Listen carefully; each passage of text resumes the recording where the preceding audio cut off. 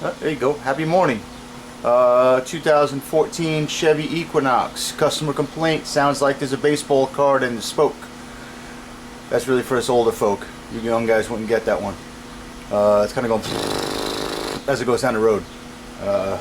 We've already checked it out. The flex pipe is broken. The flex pipe is a dealer only part. They are not making it aftermarket. Apparently it's in production. And it's really expensive from the dealer. So guess what we're going to do? We're going to try to section it out. And you guys are going to watch and see how bad I can weld. Alright, well here's the idea. As you can see, it's a little broken.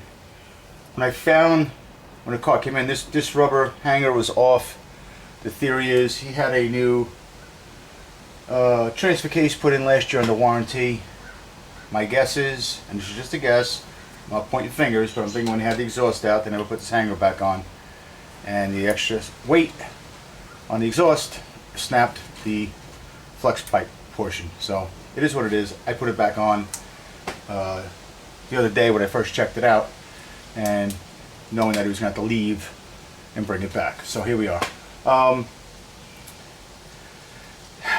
The lousy part about this is the flex portion goes right up against the, can you see that? Right up against the flange. Usually they give you a little bit of like a pipe, then the flex part, and then the pipe again. Here they jammed it right up on the flange. I could cut the whole thing out here to here and just slip a whole new flex section in here. The only problem is then it ruins the back half as well. And if some point in the future this goes bad, we're at the same problem again, right? Because I can't buy a whole new exhaust, I'll have to chop it up, and I don't want to do that. So what I really want to do is, I'll take the whole, let me see if I can reposition this just a little bit. I'm going to take the whole engine pipe out on the bench. I'll see if I can cut this at the flange so that I could try to weld something right to the flange or something and still have this, and then I'll have to put it back up so that I can clock it properly, the flange and the rest of the pipe. So it may come up and down once or twice just so I can position it right and not turn this into a botch job. I have a little bit of pipe over here I can work with, so we'll see how this works out. Let me get this pipe down and take this brace off, get the whole pipe down on the bench, hack this off, and then we'll go from there.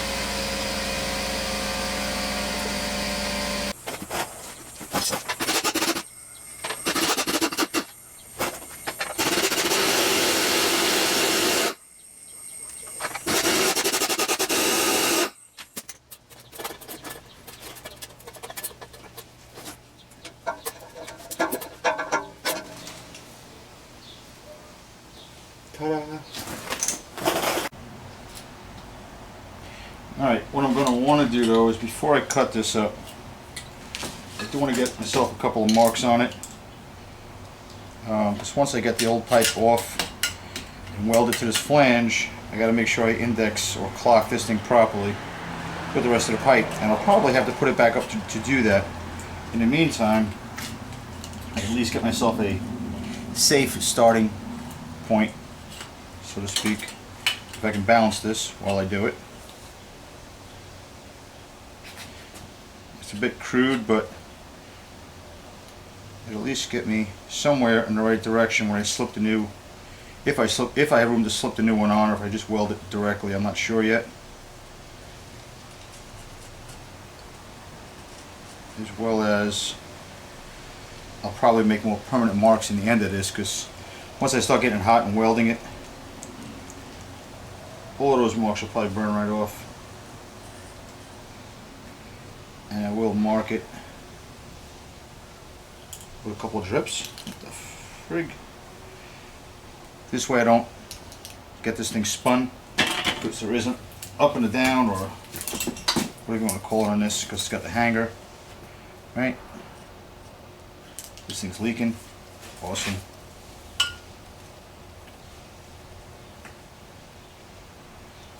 So just a little bit of crude mark, just give myself an idea of where a starting point is. Put a cap back on this before it leaks all over the place. Now we make some sparks.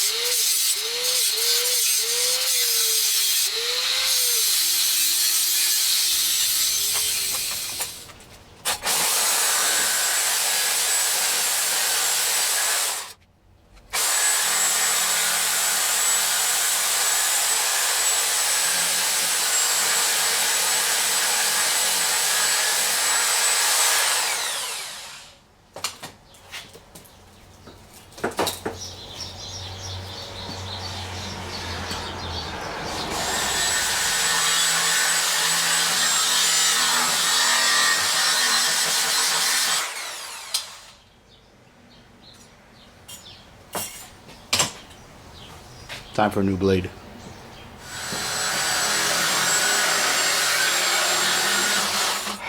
Now all I gotta do is find a piece, a universal flex about this size, and we'll see if we can't either slide it over, slide it in, or even match up exact. We'll just see how bad my welding is.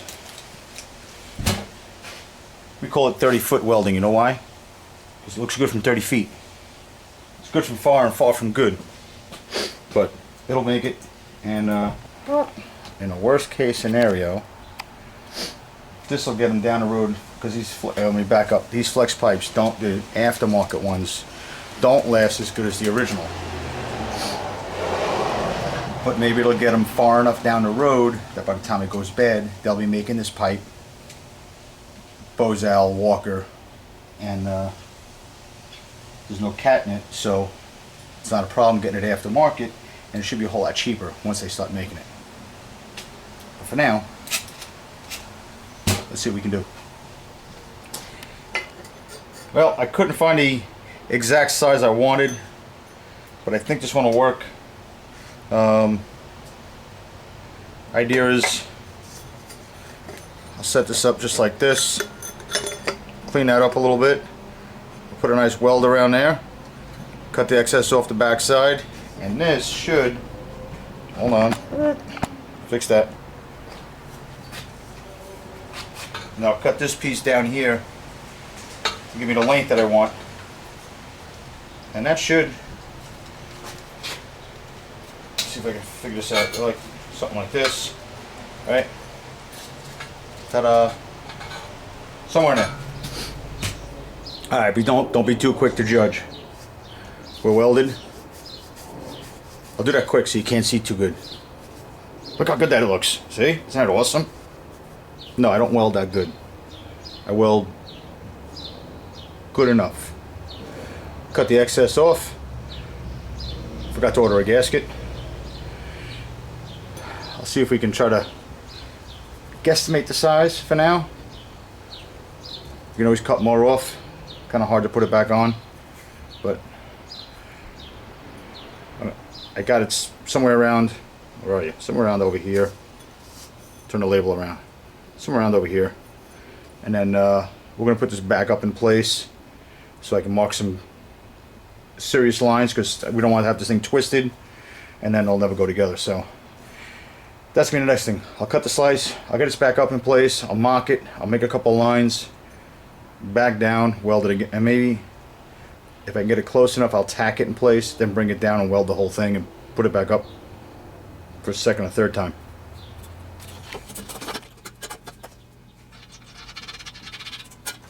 See if I can just get this in place just enough to get a decent measurement. Maybe even tack it in place. Actually, that would be the ideal goal right now, is to just get it to tack and take it back down, and then I can weld it up real nice. Usually these things aren't that much of a pain in the neck. Usually you can cut them, kind of slide in a new one, and weld it right in place. Usually you don't have to go through all of this, but it's in a tough spot. And this flange was really, I think, where the problem was. You know, was where I was going to be trying to do it in place. So, back up a little bit. There you go. There you go. Now it's a little better. Now, of course, that's going to hit the donut there. That's pretty good, actually. Actually, that's pretty darn good. And pull it a little bit because it shifted back. I need to get it this way. ½ inch. Story of my life. A little late and a little short. Let me see if possibly I could shove that on there. And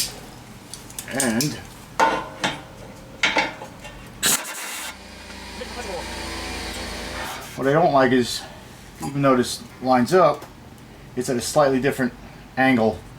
I guess the way it was cut, and the face, just to mate weld it without slipping it, I'm a little uncomfortable about, because I'm going to have to try to twist this thing a little bit. Let's see if I get that out of the way. You know, it looks right there, but there's a little space on this side. I'm going to have to try to twist this a little bit, or cut this piece on a little bit of an angle. And I don't know if I want to do that. So what I might just do is take a piece of 2.5, put a little bead on that, and then the 2.5 actually slips over this pipe, kind of perfectly. I can cut this piece down, just use that as a sleeve, which is kind of what I mentioned a minute ago when I first put it up. Maybe sleeve it. And I think I like that idea better. Better. There's the New York accent coming out. Better. I think I like that way better. Just a more solid connection without dragging this on any further than I have. Down. How's that? Hi. That's the thing I'm going to do. I think I'm going to weld this baby right on there. Put a quick bead around here. And then slide this over about a 1/4 inch, ½ inch. And I'll weld this around here. I think that's going to turn out awesome. I'm going to cut this down so I can size it up, tack it. I'll pull the whole thing off. Stand by while I cut it down. Check it out. Added. That welds a little bit better, huh? It takes me a minute to get it warmed up. Oh, and by the way, if you have auto darkening glass, make sure you put it on before you start welding. It burns. Yeah, that's what I did on the first weld. Over here when I did this one, I hit it, and yeah, it took me a second to realize, oh my god, you know, it's not on, and I was kind of blind. But and that's still warm. Okay, now watch this. Now we're gonna go like these. Look how much nicer that is. Can you guys see that? Let's see. Yeah, I like the way that fits a little bit better. And I'll get a nicer bead around it and seal it up real nice. So let's put this back. Shake you guys all over the place. Let's throw a nut in there real quick. So we know we got it straight. I can tack it.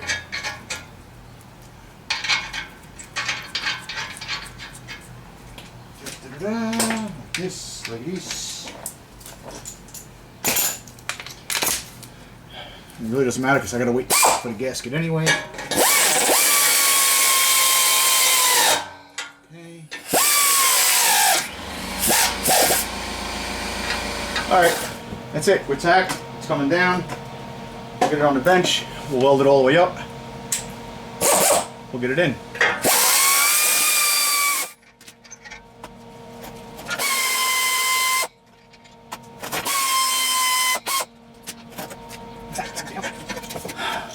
Check it out, we're all welded. Can you even see that? There you go. With the light, there you go. Welded it up, painted it. I kind of went over that first weld. You know what they say, dude? You don't get a good weld? Just weld bigger over it. That's not what they say. That's what I say. But it did come out. It came out much nicer. No, it's not professional. No, I'm not a great welder. is good enough. It'll last. It won't come apart, that's for darn sure. I did paint the pipe because the wheels are the first thing that's gonna rust. And I don't want the rust. I said I wait for that gasket, so I'm gonna put up what I can. Get my O2 plugged back, get my O2 sensor plugged back in. Get as close as I can, getting this wrapped up. So like I said, that gasket's coming super late. Oh. Come on. It just wants to fight me, don't it? There you go. Thank you. So, I will wait for the gasket. I will start it up. I will check for leaks. Although I'm feeling pretty confident. And that's how you save a few dollars on a really expensive engine pipe. Like I said, this was dealer only. I want to say the list price was like $480. And, you know, this would have been done a whole lot quicker under normal circumstances. Like I said, I would have just cut it out and pieced a new one in. A little bit different. And of course, time for filming always makes it take longer. But in the end, it still came out way cheaper. And that's it.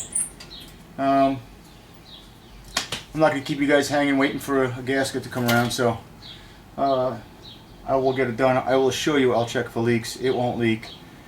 I appreciate you guys hanging out. I appreciate you guys checking it out. And if anybody needs a sticker or anything, an S&A sticker, just email me an address and I'll get one out to you. Not a problem. No, I don't charge for them. Maybe when I get big and famous, I will. So hit me up. Let me know what you think. Say hello, wave, do whatever you got to do. I appreciate it. Guys, be well. Where are you? I'm over here now. Be well and thank you.